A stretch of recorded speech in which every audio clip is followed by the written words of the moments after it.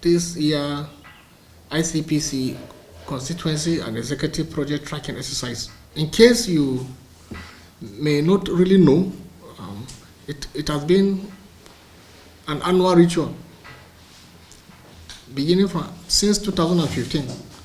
We started with the constituency and executive constituency tracking project, where we look at the budget that has been assigned to National Assembly for their various projects within their constituencies, where we try to follow up to see to its conclusion. Where the job are poorly executed or not properly done, we follow up and ensure it is executed.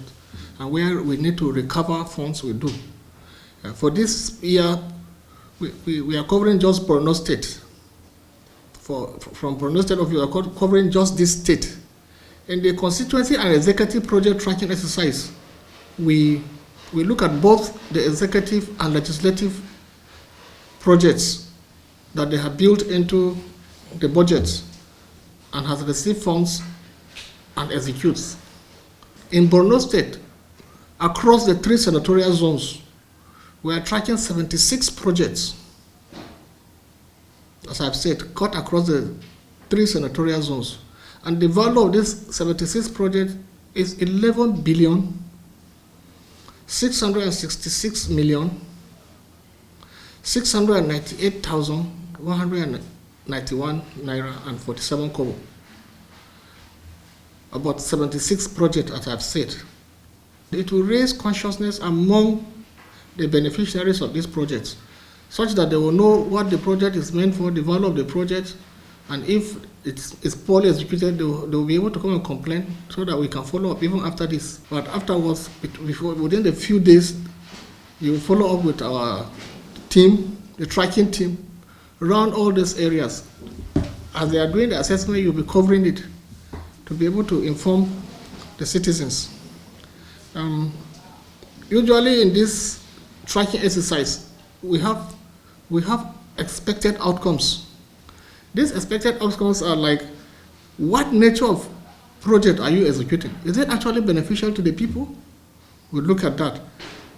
Then we also look at that, these end users, are they being allowed to put it to use? How much is the cost of this project? Is it executed to standard? Is it poorly executed? If it is poorly executed, certainly the contractor will go back to site and do it again.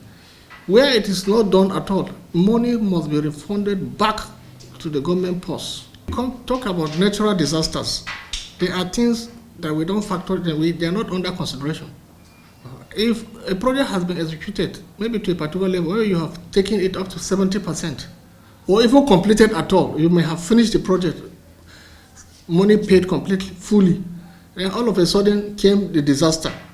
Of course, people that were there, and there could be other evidences that will be able to gather to know whether the project was executed or not.